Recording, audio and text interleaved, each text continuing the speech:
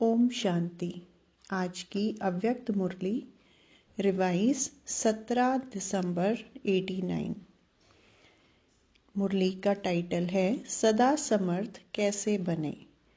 आज समर्थ बाप अपने चारों ओर के मास्टर समर्थ बच्चों को देख रहे हैं। एक है सदा समर्थ और दूसरे हैं कभी समर्थ, कभी व्यर्थ की तरफ न चाहते भी आकर्षित हो जाते, क्योंकि जहाँ समर्थ स्थिति है वहाँ व्यर्थ हो नहीं सकता, संकल्प भी व्यर्थ नहीं उत्पन्न हो सकता। बाप दादा देख रहे थे कि कई बच्चों की अब तक भी बाप के आगे फरियाद है कि कभी कभी व्यर्थ संकल्प याद को फरियाद में बदल देते हैं। चाहते नहीं हैं लेकिन आ जाते हैं। विकल्पों की स्टेज को तो मेजॉरिटी समय तक समाप्त कर लिया है, लेकिन व्यर्थ देखना, व्यर्थ सुनना और सोचना, व्यर्थ समय गंवाना, इसमें फुल पास नहीं है, क्योंकि अमृत वेले से सारे दिन की दिनचर्या में अपने मन और बुद्धि को समर्थ स्थिति में स्थित करने का प्रोग्राम सेट नहीं करते, इसलिए अपसेट हो जाते हैं।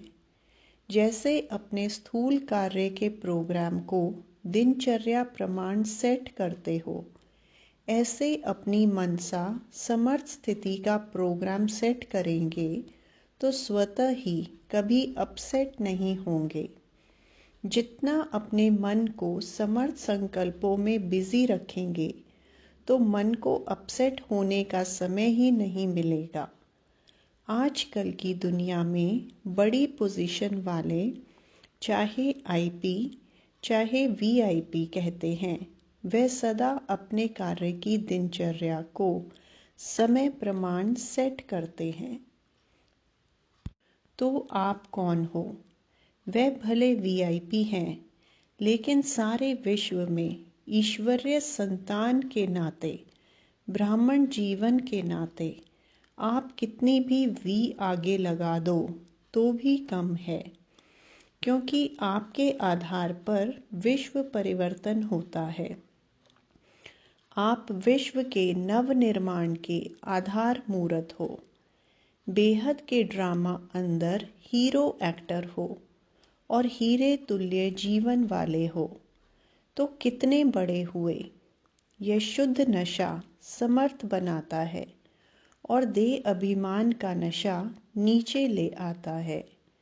आपका आत्मिक रूहानी नशा है, इसलिए नीचे नहीं ले आता, सदा ऊंची उड़ती कला की ओर ले जाता है।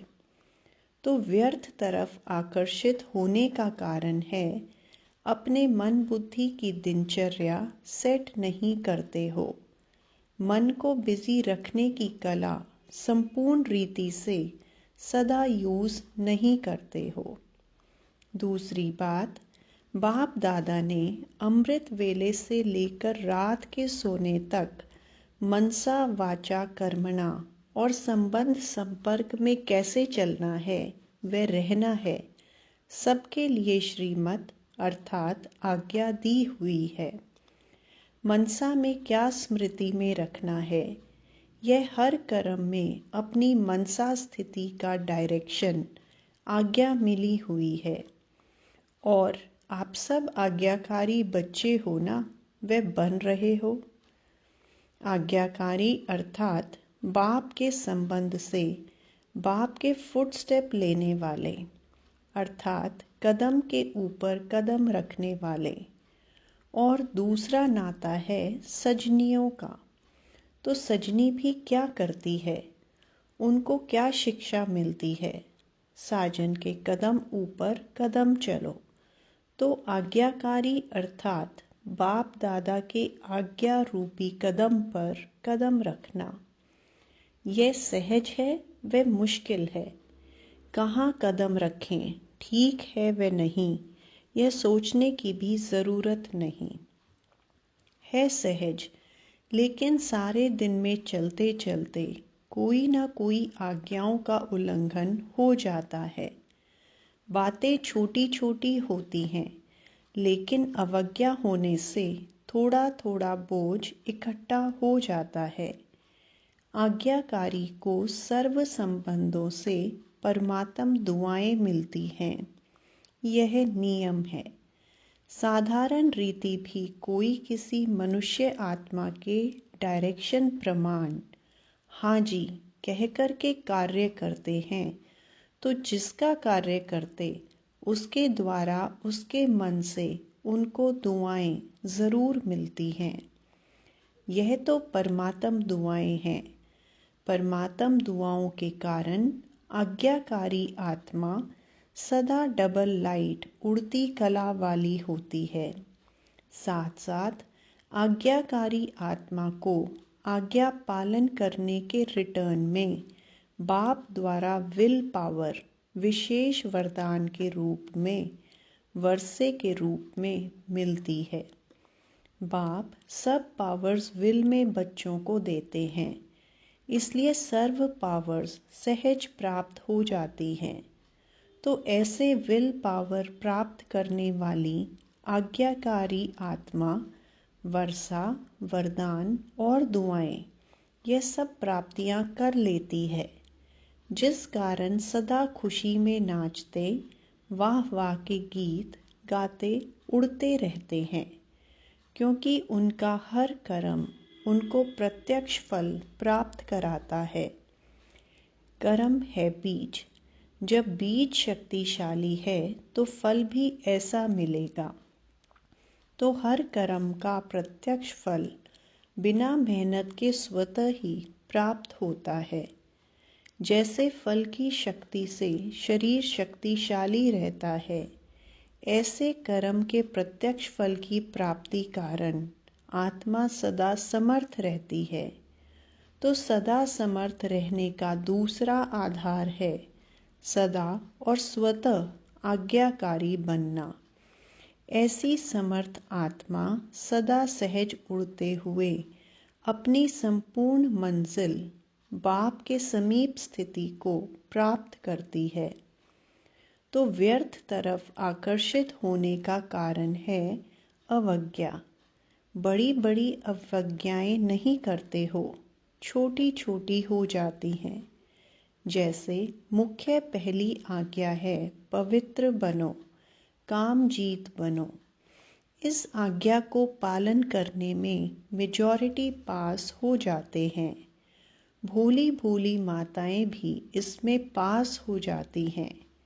जो बात दुनिया असंभव समझती उसमें पास हो जाते, लेकिन उनका दूसरा भाई क्रोध उसमें कभी कभी आधा फेल हो जाते हैं। फिर होशियार भी बहुत हैं। कई बच्चे कहते हैं क्रोध नहीं किया, लेकिन थोड़ा रोब तो दिखाना ही पड़ता है। क्रोध नहीं आता, थोड़ा रोब रखता हूँ। जब असंभव को संभव कर लिया, यह तो उसका छोटा भाई है, तो इसको आज्ञा कहेंगे व अवज्ञा। इससे भी छोटी अवज्ञा अमृत वेले का नियम आधा पालन करते हो। उठ करके बैठ तो जाते हो, लेकिन जैसे बाप की आज्ञा है उस विधि से सिद्धि को प्राप्त करते हो। शक्तिशाली स्थिति होती है। स्वीट साइलेंस के साथ साथ निद्रा की साइलेंस भी मिक्स हो जाती है। बाप दादा अगर हर एक को अपने सप्ताह की टीवी दिखाए तो बहुत मज़ा देखने में आएगा। तो आधी आज्ञा मानते हो, नेमी नाथ बनते हो, लेकिन सिद्धि स्वरूप नहीं बनते हो। इसको क्या कहेंगे? ऐसी छोटी छोटी आज्ञाएं हैं। जैसे आज्ञा है किसी भी आत्मा को न दुख दो न दुख लो। इसमें भी दुख देते नहीं हो, लेकिन ले तो लेते हो ना। व्यर्थ संकल्प चलने का कारण ही यह है, व्यर्थ दुख लिया। सुन लिया तो दुखी हुए। सुनी हुई बात न चाहते भी मन में चलती है। ये क्यों कहा, यह ठीक नहीं कहा, यह नहीं होना चाहिए। व्यर्थ सुनने देखने की आदत मन को 63 जन्मों से है, इसलिए अभी भी उस तरफ आकर्षित हो जाते हो। छोटी छोटी अवज्ञाएं मन को भारी बना देती हैं और भारी होने के कारण ऊंची स्थिति की तरफ उड़ नहीं सकते। ये बहुत गुह्य गति है। जैसे पिछले जन्मों के पाप कर्म बोझ के कारण आत्मा को उड़ने नहीं देते, ऐसे इस जन्म की छोटी छोटी अवज्ञाओं का बोझ जैसी स्थिति चाहते हो वैसी अनुभव करने नहीं देता। ब्राह्मणों की चाल बहुत अच्छी है। बाप दादा पूछते हैं कैसे हो, तो सभी कहेंगे बहुत अच्छे हैं, ठीक हैं। फिर जब पूछते हैं कि जैसी स्थिति होनी चाहिए वैसी है, तो चुप हो जाते हैं। इस कारण यह अवज्ञाओं का बोझ सदा समर्थ बनने नहीं देता। तो आज यही स्लोगन याद रखना, न व्यर्थ सोचो, न देखो, न व्यर्थ सुनो, न व्यर्थ बोलो, न व्यर्थ कर्म में समय गवाओ। आप बुराई से तो पार हो गए, अब ऐसे आज्ञाकारी चरित्र का चित्र बनाओ। इसको कहते हैं सदा समर्थ आत्मा। अच्छा, सभी टीचर्स आर्टिस्ट हो, चित्र बनाना आता है? अपना श्रेष्ठ चरित्र का चित्र बनाना आता है ना? तो बड़े ते बड़े चित्रकार वही हैं जो हर कदम में चरित्र का चित्र बनाते रहते हैं। इसी चरित्र का चित्र बनाने कारण ही आपके जड़ चित्र आधा कल्प चलते हैं। तो टीचर्स अर्थात बड़े ते बड़े चित्रकार अपना भी चित्र बनाते और अन्य आत्माओं को भी चित्रकार बना देते हो। औरों के भी श्रेष्ठ चरित्र बनाने के निमित्त टीचर्स हो। इसी में ही बिजी रहते हो ना? फुल बिजी रहो। एक सेकंड भी मन बुद्धि को फुर्सत में रखा तो व्यर्थ संकल्प अपनी तरफ आकर्षित कर लेंगे। सुनाया ना कि सेवा का प्रत्यक्ष फल सदा प्राप्त हो, यही निशानी है सदा आज्ञाकारी आत्मा की। कभी सेवा का फल प्रत्यक्ष मिलता और कभी नहीं मिलता। इसका कारण कोई न कोई अवज्ञा होती है।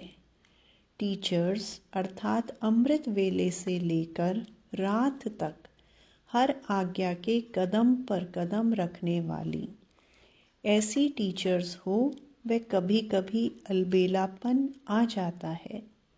अलबेला नहीं बनना, जिम्मेवारी के ताजधारी हो।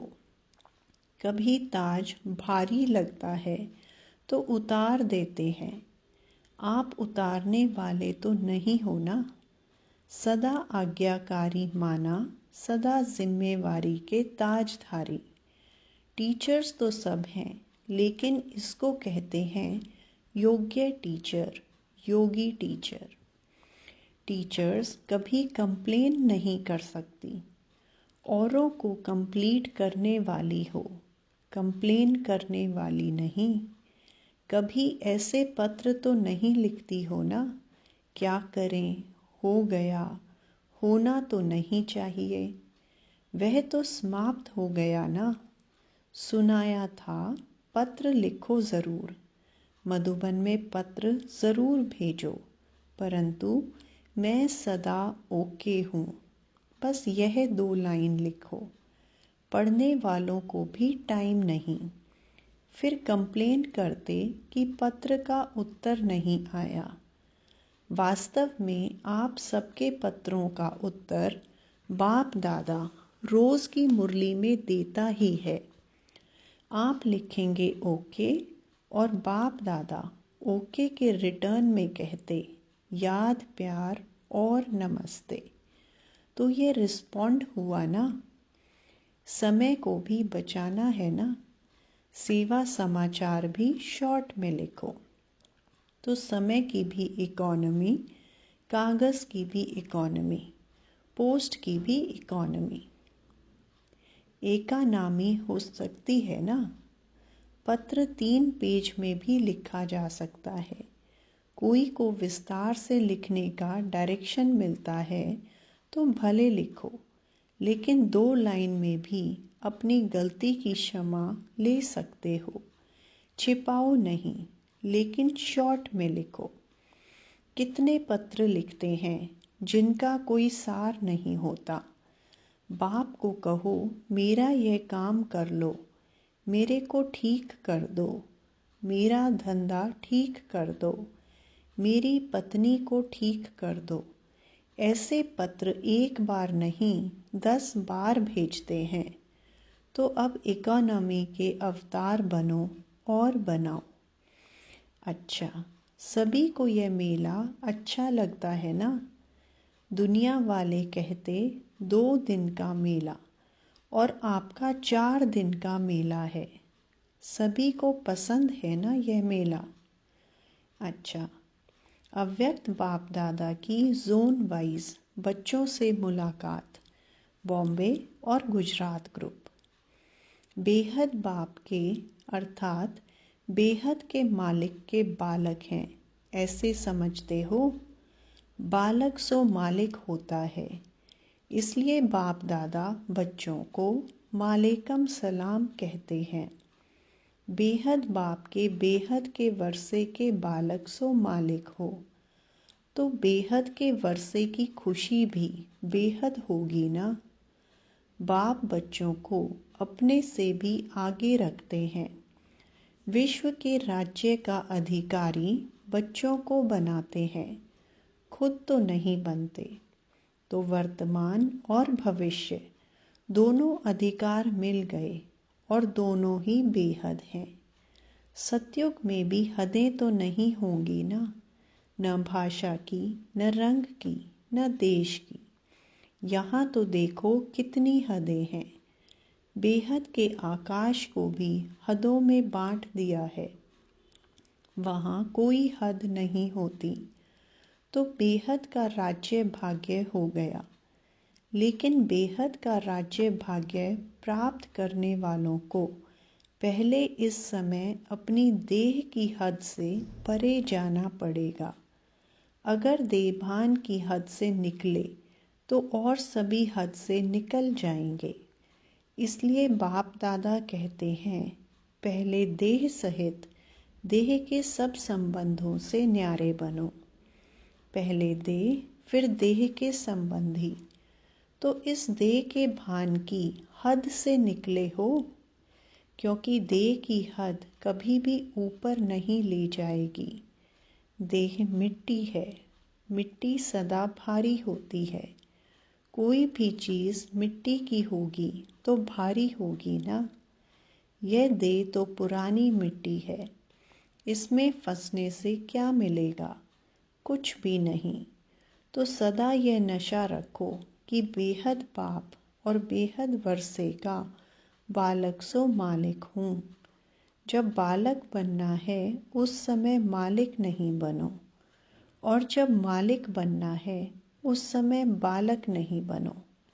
जब कोई राय देनी है, प्लान सोचना है, कुछ कार्य करना है तो मालिक होकर करो। लेकिन जब मेजॉरिटी द्वारा या निमित्त बनी आत्माओं द्वारा कोई भी बात फाइनल हो जाती है तो उस समय बालक बन जाओ, उस समय मालिक नहीं बनो। मेरा ही विचार ठीक है, मेरी ही प्लान ठीक है, नहीं, उस समय मालिक नहीं बनो। किस समय राय बहादुर बनना है और किस समय राय मानने वाला बनना है। जिसको यह तरीका आ जाता है वह कभी नीचे ऊपर नहीं होता। वह पुरुषार्थ और सेवा में सफल रहता है। अपने को मोल्ड कर सकता है, अपने को झुका सकता है। झुकने वाले को सदैव ही सेवा का फल मिलता है। और अपने अभिमान में रहने वाले को सेवा का फल नहीं मिलता है। तो सफलता की विधि है बालक सो मालिक, समय पर बालक बनना, समय पर मालिक बनना। यह विधि आती है। अगर छोटी सी बात को बालक के समय मालिक बनकर सिद्ध करेंगे तो मेहनत ज़्यादा और फल कम मिलेगा। और जो विधि को जानते हैं, समय प्रमाण उसको मेहनत कम और फल ज़्यादा मिलता है। वह सदा मुस्कुराता रहेगा, स्वयं भी खुश रहेगा और दूसरों को देख कर के भी खुश होगा। सिर्फ मैं बड़ा खुश रहता हूँ यह नहीं, लेकिन खुश करना भी है, खुश रहना भी है, तब राजा बनेंगे। अपने को मोल्ड करेंगे तो गोल्डन एज का अधिकार ज़रूर मिलेगा। अच्छा, चारों ओर के सदा समर्थ आत्माओं को, सदा हर कदम में आज्ञाकारी रहने वाले आज्ञाकारी बच्चों को, सदा व्यर्थ को समर्थ में परिवर्तन करने वाले विश्व परिवर्तक आत्माओं को, सदा अपने चरित्र के चित्रकार बच्चों को समर्थ बाप दादा का याद प्यार और नमस्ते। रूहानी बच्चों की रूहानी बाप दादा को याद प्यार, गुड मॉर्निंग और नमस्ते। वरदान: स्थूल और सूक्ष्म दोनों रीति से स्वयं को बिजी रखने वाले मायाजीत विजयी भव। स्वयं को सेवाधारी समझ अपनी रुचि उमंग से सेवा में बिजी रहो तो माया को चांस नहीं मिलेगा। जब संकल्प से, बुद्धि से, चाहे स्थूल कर्मणा से फ्री रहते हो तो माया चांस ले लेती है।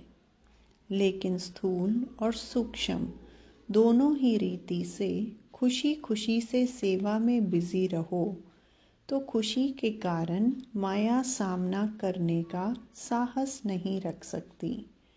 इसलिए स्वयं ही टीचर बन बुद्धि को बिजी रखने का डेली प्रोग्राम बनाओ तो मायाजीत विजयी बन जाएंगे।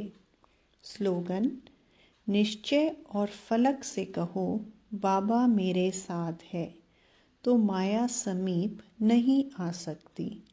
अच्छा, ओम शांति।